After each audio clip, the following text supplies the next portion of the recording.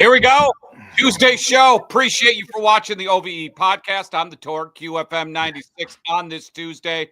He is the man, warforyou.com, BJ Schuerger. BJ, what is up, my man? Torg, how are you, brother? Got a lot going on.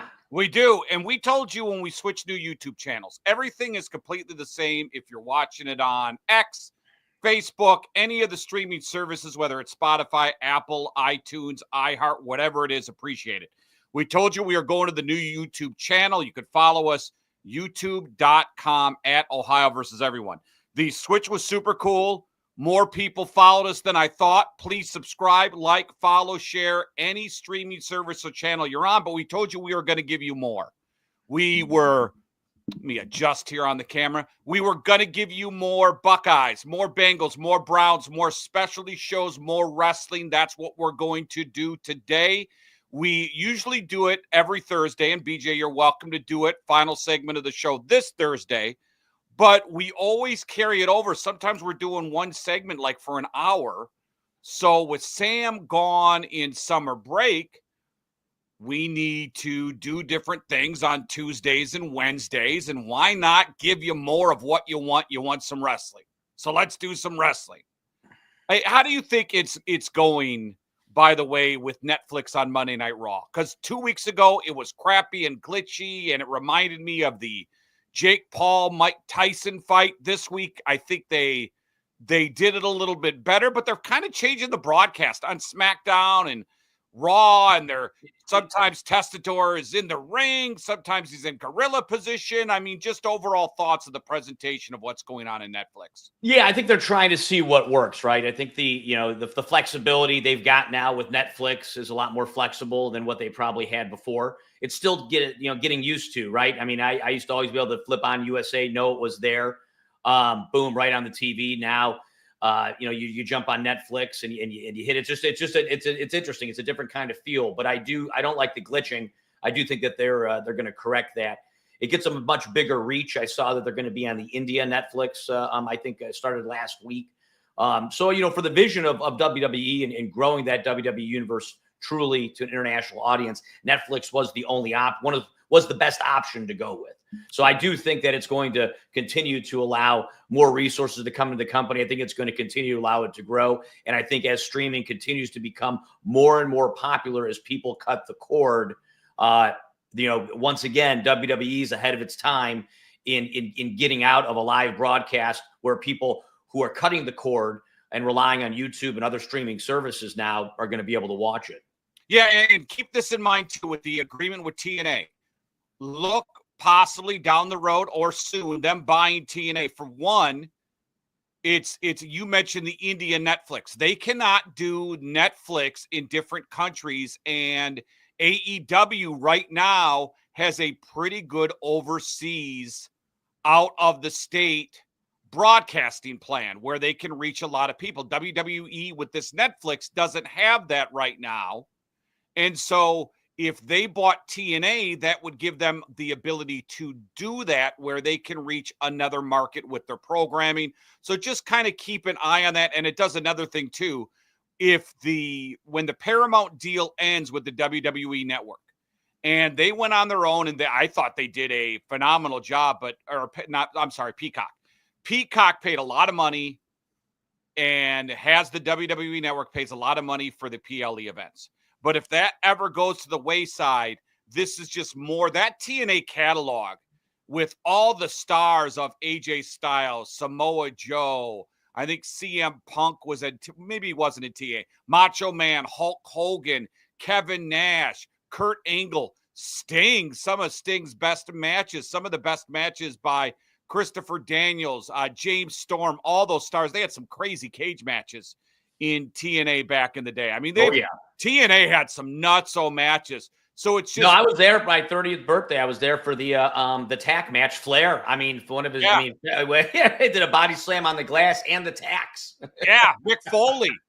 Yeah, so I mean, that's more to their library that they were going to get, and more to their library. Now, TNA's been pretty good about letting WWE use some footage. I think they did for AJ Styles, and they've kind of had a relationship where Christian Cage was in the WWE Hall of Fame, so they loaned Christian for the event.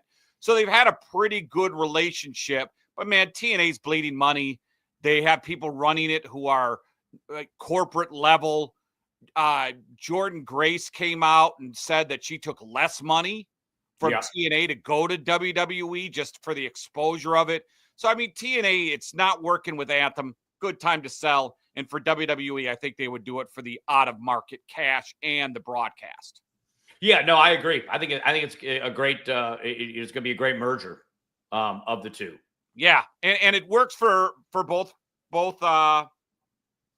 companies. It really does, especially because WWE is going to take whoever they want. It really works for them. Well, I'm going to be interested to see as the international audience develops, how they develop sort of international stars and sort of stars from different countries and weave that into the narrative in order to garner fan support in the various countries around the world. Right now, you really don't. I mean, right now, the stars are really kind of, hyper-focused in the United States. You don't have any real international star yet that can pull from another country or that has a narrative that plays to that. We had the Mujahideen for a while there. His run was real quick in the WWE, maybe I think the fastest loss of a title in the history. But then he was out. So, the one Indian star that did exist is no longer there. So now, it's going to be interesting to see how they cultivate some of that talent and bring in a more international type of narrative and messaging. Yeah, it's funny because they, TNA was going to do an India. I think they might have had an India promotion for a short amount of time. I wonder if the NXT UK kind of sours them because of all the, now here's what happened. COVID happened. They had the NXT UK and they couldn't build it because COVID absolutely crushed it, right? Because I think there was a plan of NXT UK and then a Japanese WWE type promotion, independent promotion. And then WWE has decided to, they bought Evolve. And I think they're doing more of a partnership thing to get their brand out there instead of starting new promotions. I think that NXT UK was probably a huge waste of time, waste of money when you consider none of the JD McDonough and a few wrestlers, but they were, like you mentioned, they weren't able to establish Pete Dunne, but they weren't really able to establish any really stars that are on the map at all. Well, and it's interesting is they're talking about more live events in Europe, more live events around the globe. They're doing a Paris event this year. Paris. So the Germany event. They did Australia for the Elimination Chamber last year.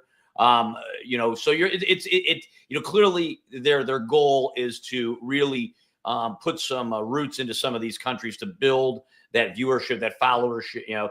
Now as a publicly traded company, revenue numbers are very important to hit, but not just hit, but to grow. That's one of the double-edged swords about being a public company is that the pressure's on. So when the pressure's on, you're constantly pushing yourself to try new things, expand to new markets, whether it works or doesn't work.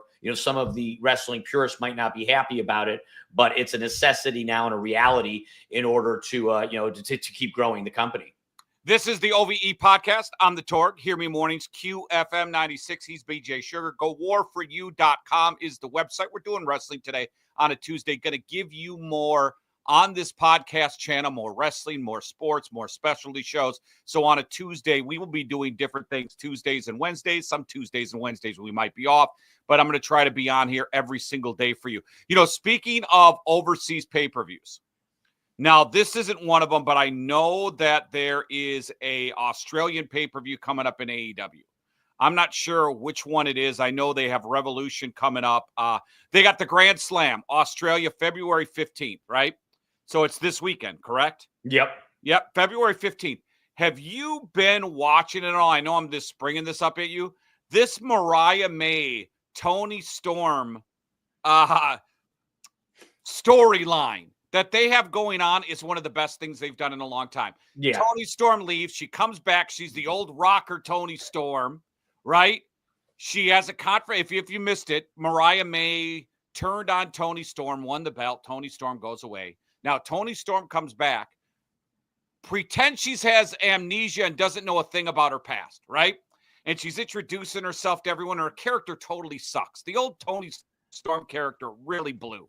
And she's playing it up, and she gets beat up by Mariah May, and underneath her clothes, she has the timeless Toni Storm stuff, right? So last week, she took it to the next level where she had a match, and she dressed up as Mariah May. I mean, the storytelling, the one advantage and disadvantage of Tony Khan running AEW is, one, he's new, doesn't know what he's doing, and the booking sucks. Some of the storyline sucks, and we're going to get into the releases by both companies here in a little bit, BJ. And it seems like he doesn't know what to do with certain wrestlers, but I don't know who's running the storyline here. But Tony Stormer and Luther comes back last week, or I think he did during Collision. Whoever is coming up with the story and polishing this story up between Toni Storm and Mariah May, it's some of the best stuff, not just in AEW. It's some of the stuff in best in wrestling. I wish WWE's women's division could do stuff as creative as this, because this is a home run. No. And they the WWE care about the storyline, BJ, and they don't have a lot in AEW I give a crap about. No, and every once in a while you get a great storyline like this that kind of, transcends everything else they're trying to do. And right now with WWE, in the women's division, look, you've got Charlotte Flair coming back, which is going to add an extra narrative and spark to that. Is it babyface Flair? Is it heel Flair? How is that all going to, pan out? Rhea Ripley, her continued run. What's Liv Morgan going to do? Alexa Bliss is now back in the mix. You've got, Tiffy Time, who is, I think we're going to see a Tiffy Time Flair match here soon. I think that's what the fans want, is to see a fight, is to see that match. Nia Jax and her crew. So you've got, the WWE women, you've got a few parallel narratives going on, but no real creativity in terms from an artistic standpoint, like we're seeing with the timeless Toni Storm stuff. Yeah, because right now it's the road to WrestleMania. So it's about the build right now. And I don't know what the build is for any of the women's championship. We're going to get into the Elimination Chamber, but it's just kind of there. And it's like, what's the big rivalries? They're making it easy for the men to have both main event slots because there's no women's match anybody gives a crap about. It's just kind of there. Even that Charlotte Flair thing you mentioned with Tiffy and Nia Jax, is to me, if Charlotte Flair takes the ring, right, when she's coming back, and I have the power to pick whoever I want, she needs to act more of a badass. She kind of comes in and she's regal and she goes, well, do I take on you or do I take on you? I'm just here to kind of check everything out. It should be, just in my opinion, of her cutting a promo coming out of, I'm Charlotte Flair. I am the most dominated woman. I can beat Rhea Ripley. I can take her title. Tiffany Stratton, this new blonde bimbo, whatever, I can take her title. I can do whatever I want because I am the best. She did kind of say it towards the end, BJ, but she said it like this. She said, just because I'm a Flair, you think I'm better than you. That might be I'm paraphrasing here. That's correct. But Charlotte Flair is the most athletic woman they've ever had. And it's just kind of a popcorn fart. Well, I'd like to see a narrative where Flair makes a run for all the belts. Have something that's interesting that really builds out, instead of building 3 separate belts out. Have one where Flair's like, you know what, I'm back and I'm taking all the belts. That would be great. I'm taking all the belts. And now you've got some heat coming from all sides. It's focused on Flair. She's got different enemies in 3 different lanes. That's the kind of heat I think the fans are looking for. Individual parallel lanes where you're kind of just putting Flair in one lane. And then the other narratives are going on. Now that Flair's back, the narratives are also getting staler. Hopefully the writers are going to really spice some of this up because, and I think doing something like that would spice it up. That would be a true march to WrestleMania. And it would be something I think the fans would get into, and it could really revitalize all those narratives in the women's division. I think you're spot on. I think you nailed it right there. When was the last time they had a storyline? Because the talent's there with the women. I just don't think creative's there. I don't think the booking's there. Even Rhea Ripley, even though we had a 8-month-long thing going with Liv Morgan, it always involved Dominic Mysterio and Stealing the boyfriend. Yeah, stealing the boyfriend, and the other, getting the title back, an 8-month program with her. And it really wasn't, it's been a long time since there's been a WWE woman where I'm interested to see what she's bringing to the table from a storyline standpoint. The Rhea Ripley and Liv Morgan was good. When the Judgment Day was in, and the Judgment Day turning on her, and it was fine. But it was a little predictable, but they haven't wowed me. Remember the Becky Lynch getting a bloody nose in Survivor Series and stuff like that? I don't know who's running the creative with the women, but boy, if you did what you talked about with Charlotte Flair and really kind of made her like, and then she shows up on all the shows too. That's what they want. They want exactly. And then and even if, just like the old days, right? Even if she's not physically there, she can come via the big screen and give a promo, in the other show. I think that would be, that would be excellent.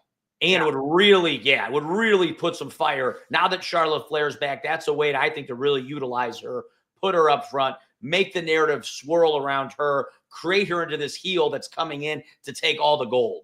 Yeah, that would just be fantastic if they do that. We're back in 60 seconds. We had a lot of releases in wrestling. And right when you thought AEW could capitalize on these releases, they go out and they go out and make 3 big airs, and WWE is going to take these guys and create 3 big stars. We'll let you know who it is. We'll give you the rundown of who was released.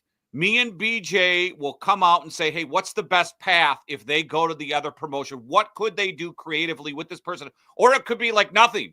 Because I see 3 people on this list or 4 or 5 where I look at it and go, I don't think they could do anything with these people. Because they get, sometimes WWE, when they do call-ups, they have these people from NXT and they do nothing with them. And then they release them a year later and you're like, well, I even forgot they were on the roster. So we'll talk about that in 60 seconds. It's a Wrestling Tuesday on the OVE podcast. We go to war for you. At Schuerger Trial Attorneys, we don't back down. Accident? Call us today at 877-WAR4U or visit war4u.com for a free consultation. Know your rights because results matter. That's 877-WAR4U. 877-WAR4U or visit war4u.com. War4U.com. Denrob Management has over 40 years experience in all aspects of payroll, processing checks, tax filing, W-2 and 1099 preparation. First-time customers get 50% off their first 3 months processing fees. Give them a call now, 614-297-1158 or denrobmanagement.com. It's the OVE podcast, the Torg, QFM 96 mornings. Tune in tomorrow for another good show. If you're a Buckeye basketball fan, we got tickets for you as they take on Michigan. 6 or 5:30 to 10, Monday through Friday, 96.3. You can download the app. Now, this show, we're joined doing wrestling today. BJ Schuerger, war4u.com is the site. BJ, let's talk about these releases, all right? Because it's weird because sometimes WWE will call up someone from NXT and they're not the champion or not the top dog, but sometimes it works out for them, right? They see something in the talent and they go, we're going to call that person up, and boom, they get a push. Here's the WWE releases, and you tell me where they fit at AEW, or do you think they hit the independent scene? Because, I think that Baron Corbin's coming up pretty soon, where he might be a guy. I don't know where he fits in AEW, but he could be a guy that they look at. But let me give you 3 females that WWE released. And I think this is a case of WWE failed these women, not these women failed WWE. Blair Davenport, Elektra Lopez, and Isla Dawn, who had a brief run as a tag team champion. Elektra Lopez had a huge role in NXT. They brought her up with Santos Escobar, and they really didn't do it. They didn't use her at all. They didn't even wrestle. She didn't even wrestle. Maybe she wrestled in a 8-man tag that I might be forgetting, but they really didn't use her except for like a side character. She wasn't even at ringside a lot. She was in they would do little packages where they're around the dinner table talking about how they're going to get the tag team belt. But talk about not utilizing someone. I look at all three of these ladies. There was a report by the Dirt Sheet that Blair Davenport was going to be, Chelsea Green has this thing now where Pepper Niven is her security. And the Dirt Sheet said Blair Davenport was even suited up. They had an outfit, like a security outfit, and she was going to join her security. Now, I would have been all right. Blair Davenport's not been on TV forever. If she would have been a kind of bodyguard type role for Chelsea Green, who's extra annoying and is a great character, I could kind of handle something like that. I'm surprised WWE didn't attempt to see if it would work, or maybe they're saving it for another NXT call-up. Yeah, and on some of these releases, we don't know what's happening behind the scenes, right? We don't know the interpersonal dynamics as well as also the writers trying to fit them into a narrative, and whether that lane is already taken up by somebody else, and they're seeing good reactions from the fans, so they feel that it's not time to re-sign. But I think any three of those ladies would be added value in AEW. I mean, I think, again, if Tony Khan's looking for to cultivate talent where it's not the wrestler's fault, but more the functionality of what WWE is doing and what their vision is, I think either one of those three ladies would be a good pick. I think Davenport would be the best. I think would make the most impact in AEW of the three. Yeah, they tried this thing with Shuerger where she came in, where they tried a girls group with her, but there's really no, and they did it with Camille and Mercedes Moné, and then Camille gets fired, and then you don't see her. So it's like, what's going on there? I could see Blair Davenport like a Penelope Ford, like a tag team thing. They just don't do enough there. They did a Mariah May, Tony Storm, and rightfully so, they broke them up. But you don't see any women's tag teams, women's groups like you do. There's in AEW, there's 15,000 different groups to the point where I lose track of who's with who this week. He's turning on him. He's doing this.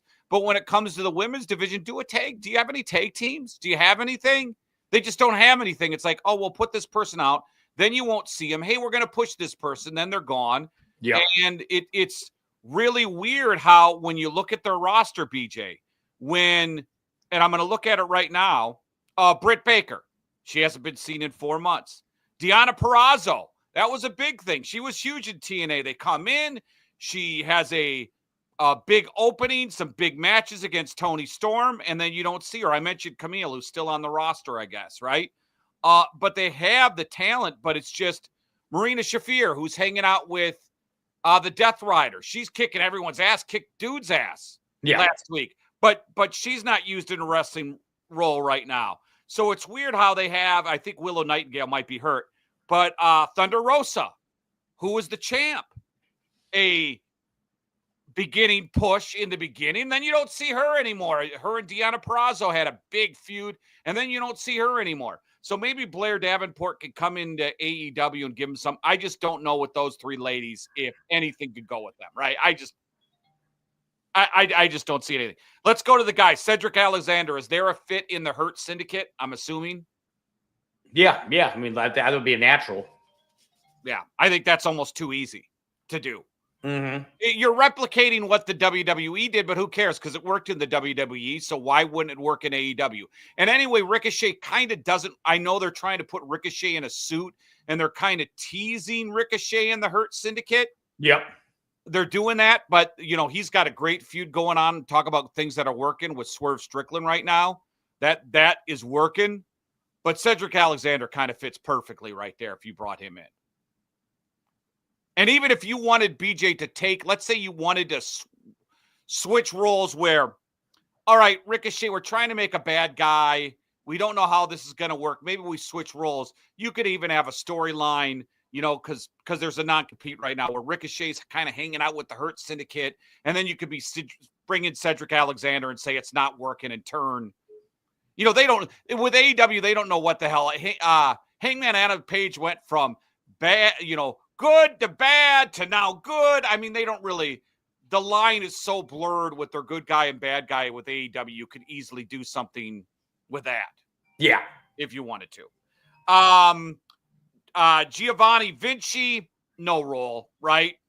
Yeah, I don't see one. Go to TNA, buddy. Nah. And here's one. I'm going to give you the perfect comeback of a group and perfect fit in AEW. And I know Anderson's out right now, but Gallows and Anderson, they got released. Mm-hmm. Have them team up with Kenny Omega and Hangman Adam Page, and then you bring back the Elite 4-on-4, a natural blood rivalry that can last for months. No, I think that'd be great.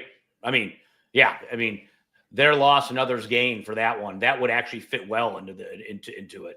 Yeah, that's probably the only gain that AEW is going to get here with these. And then finally, AOP with Paul Ellering. To me, these AOP guys are the typical Vince McMahon tag team where you got the big group, the big guys, burly guys, and then the mouthpiece manager.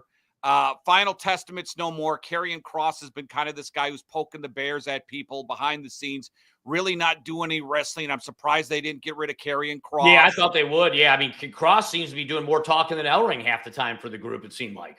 Yeah, and they're really doing nothing with him. Yeah. I mean, Ellering almost half the time when he was coming out wasn't saying anything. Yeah, I don't know what you do with AOP. I just independence that they would, because they really, the first time they were released, they didn't really do anything in wrestling, did they? No. I think they came in to give him a second chance with Ellering, and Karrion Kross again carried the mic for that group. Yeah. That's so they must have a different role for Kross. I mean, Kross is good on the mic, so they must have some type of narrative to wind him into. Yeah. Let's do now. Those are the releases WWE, and I don't think that any of those releases are really going to do anything. Do you? I mean, for like, I look at those releases and I say, all right, they're and Duke Hudson was released too by NXT, but I don't look at any of those releases, BJ, and go, oh boy, WWE is losing a lot. No, I don't. Yeah, no, I mean, if anything, they're cutting some of the fat in terms of some of the narratives were, again, all those people we talked about, they were either winding down or they weren't in the mix of the big conversation. Yeah. Hey, let's do the releases by AEW, and then we'll take a quick break, and then we'll talk about SmackDown and Raw. I think this is another big air by Tony Khan. When you look at the released wrestlers from AEW and what WWE has done, Cody Rhodes, who's the biggest superstar in WWE? You can argue and say it's Cody Rhodes. That's because of Tony Khan's mismanagement. 100%.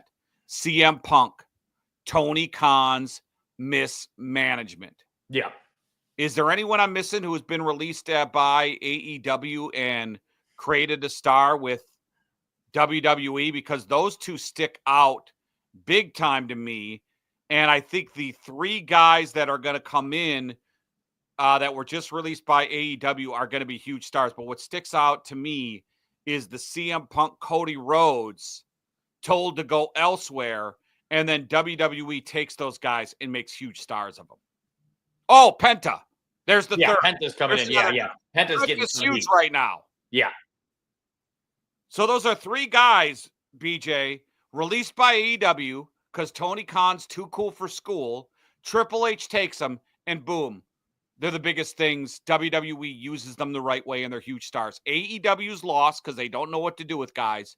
WWE brings them in and goes, we know what to do with these three guys. We have a creative for them. Oh, yeah, definitely. Yeah. Let's look at the three releases. Malachi Black, Ricky Starks, Miro. All three of those guys, BJ, whether they started in NXT and worked their way up, I think Ricky Starks could be a star in the WWE. And all three of them we've heard rumors about for a while about moving over to WWE when the time was right. Malachi Black's been on that narrative, that rumor mill for at least 2 months. You could start him in NXT since he's a former champion, Obi Femi. He's an unstoppable monster. That's your guy in NXT. Malachi Black comes in for a big event, and boom, instant guy. Because there's no good guys in AEW outside of Trick Williams, and I think he's getting called up. That's why you had the releases. But there's no Tony D'Angelo's the North American champ. There's no kind of good guy baby face in NXT. Yeah. Nobody worthy of bringing up right now. Yeah.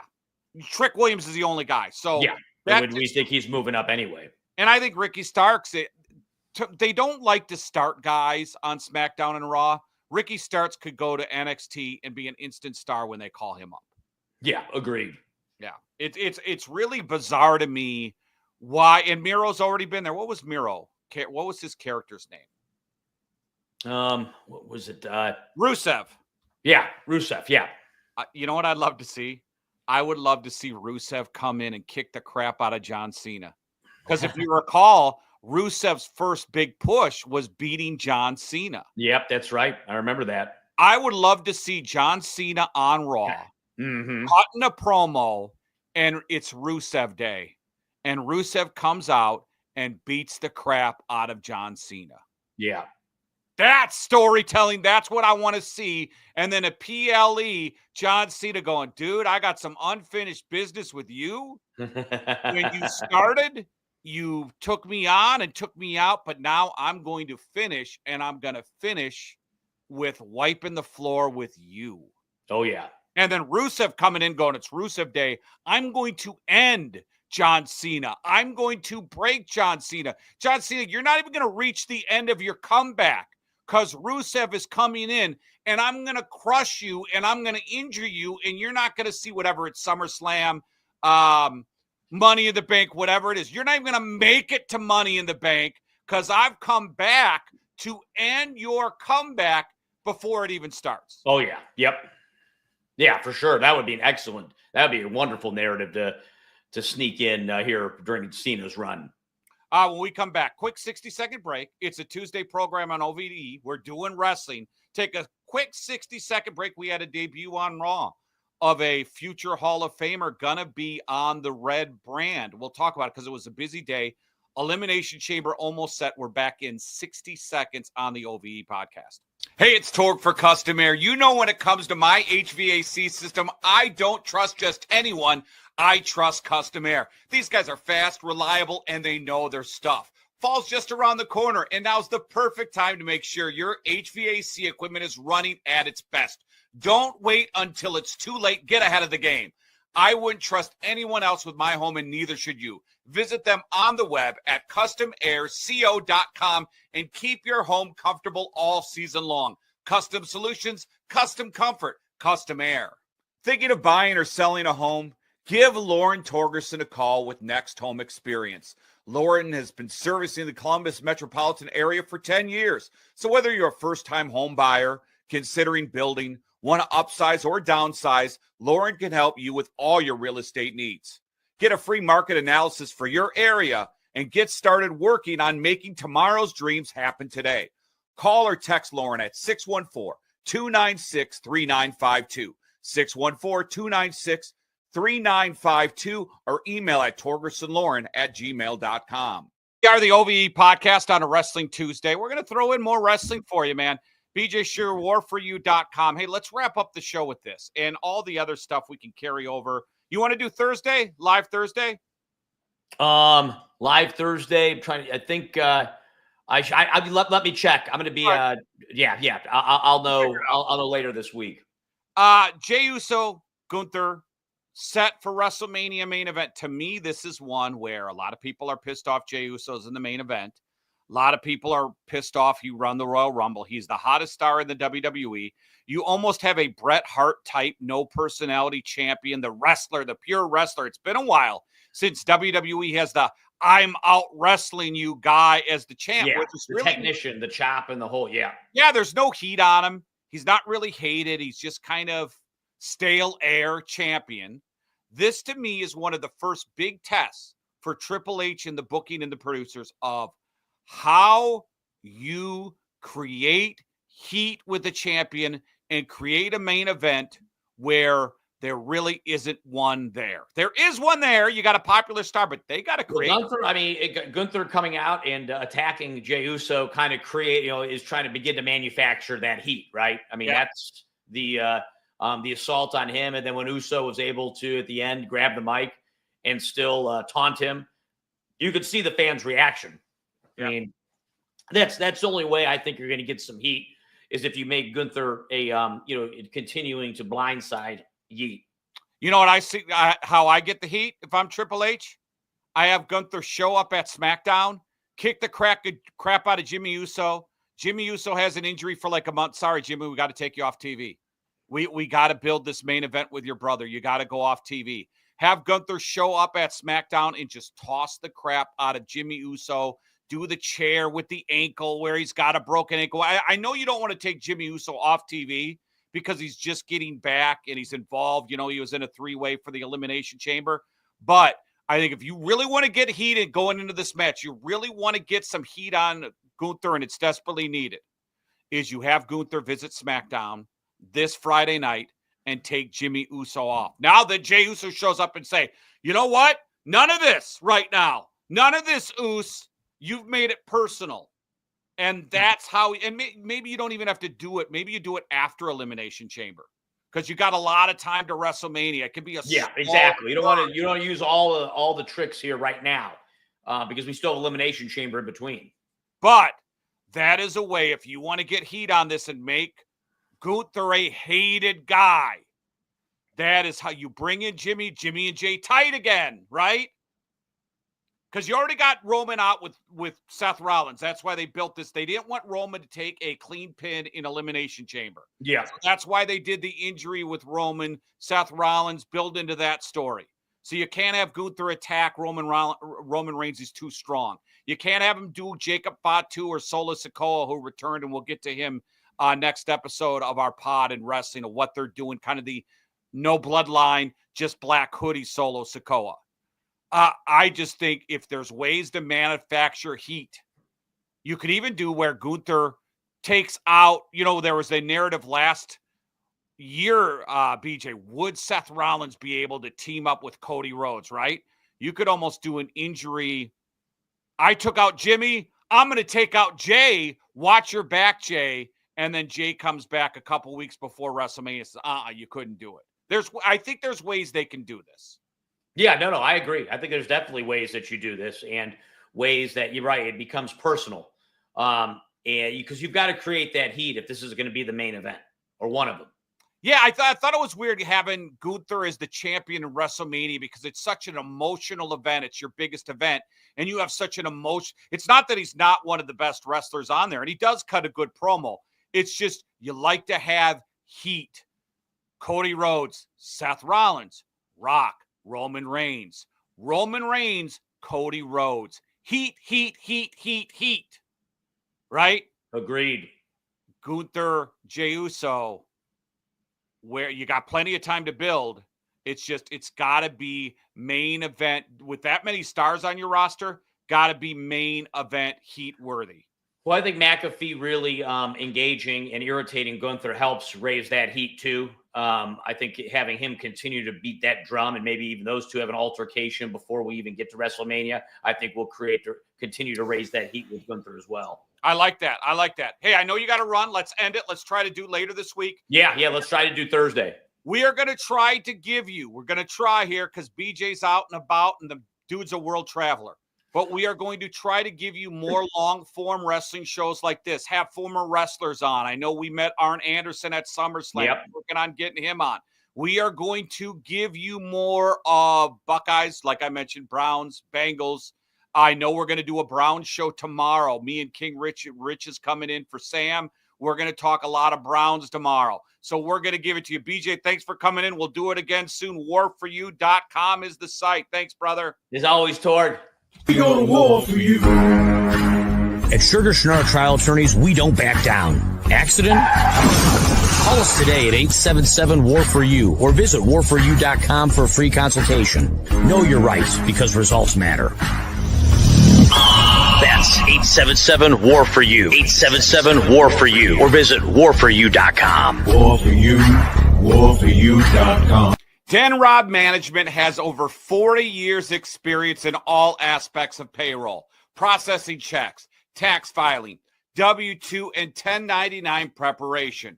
First-time customers get 50% off their first 3 months processing fees.